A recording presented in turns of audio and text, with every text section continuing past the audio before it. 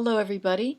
My name is Roberta Stern, and I'm a member of the group Before Enlisting, a group that's dedicated to helping young people get the full picture about the realities of military service. I'm a psychotherapist, and I've worked a lot with people who've experienced trauma. Today, I'm going to talk to you about military sexual trauma.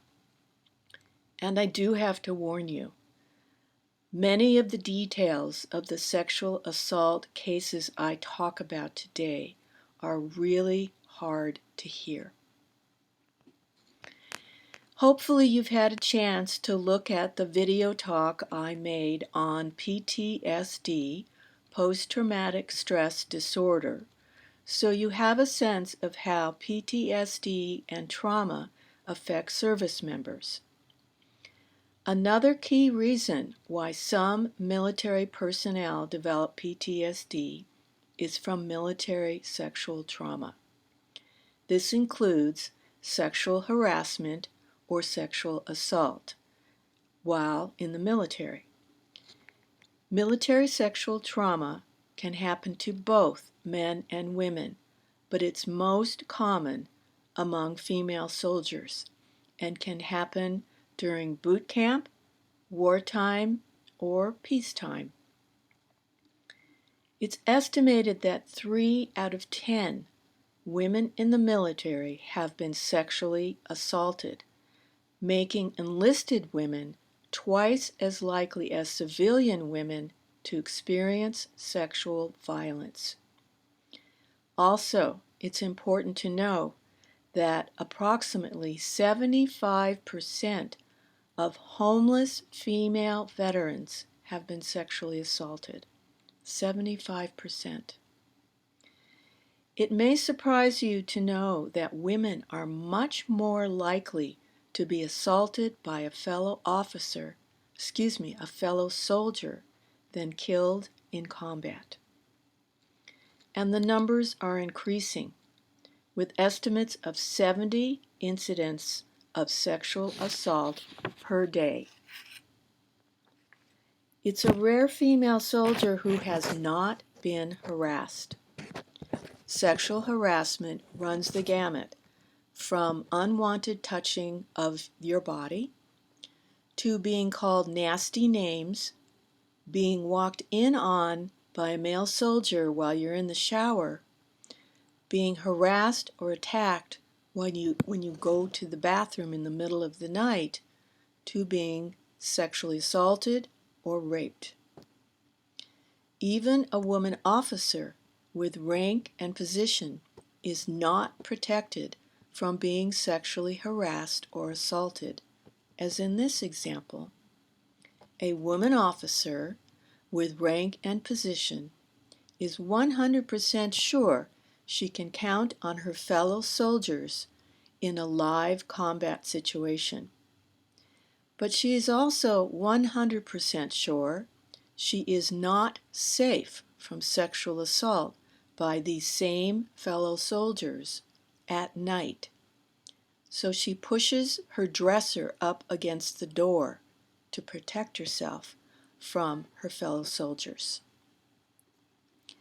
Military sexual trauma is made worse by the fact that 6 out of 10 women in the military who reported unwanted sexual conduct experienced negative consequences when they made a report.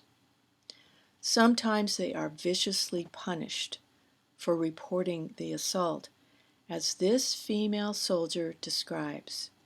Quote, "In 2006, I was brutally raped by a member of the United States Coast Guard. I was locked up in a closet for reporting the rape. I was blamed, shamed, and eventually lost my career." Very often, no action is taken to punish the perpetrator, meaning that the sexual assault survivor might have to return to the same unit with the person who assaulted her. The fact is that the military has a terrible track record when it comes to reporting sexual assault cases.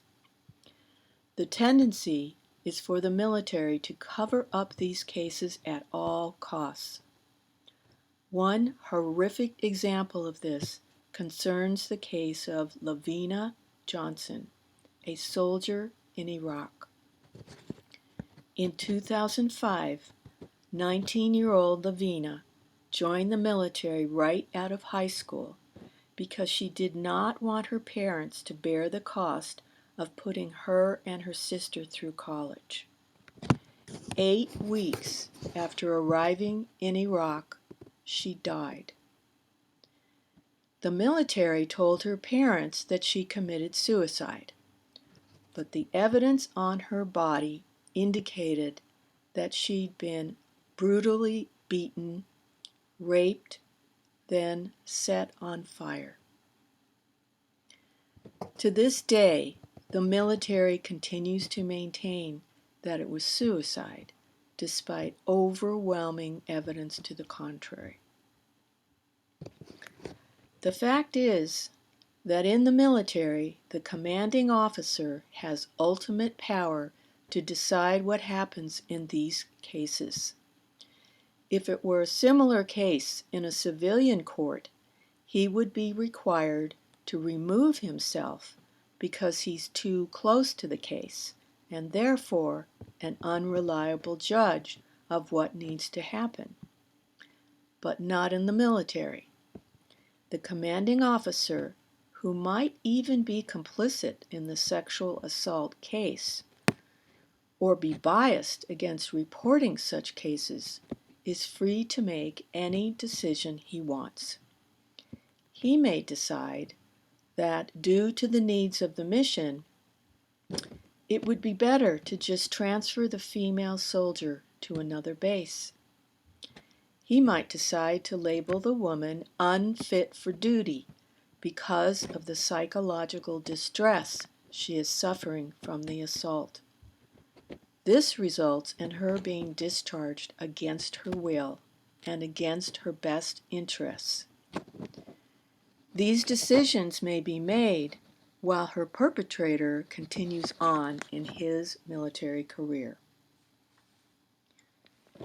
It's important to understand that women in the military generally feel that as females, they have to work 3 times as hard as their male counterparts to succeed and not appear weak. So it's no surprise that women soldiers are afraid to report sexual harassment or assault. In a way, women in the military are trapped. If they don't say anything about the sexual assault, they are left with tremendous feelings of shame and humiliation about what happened. This results in severe trauma. If the woman soldier does report the sexual assault, she runs the risk of being harassed by the officer in command, put down, blamed, or humiliated. Ultimately, women in the military who sign up to supposedly protect the country are themselves not protected by the military. A very recent example of sexual assault in the military happened in April of this year at Fort Hood, Texas. This involved a 20-year-old soldier named Vanessa Guillen.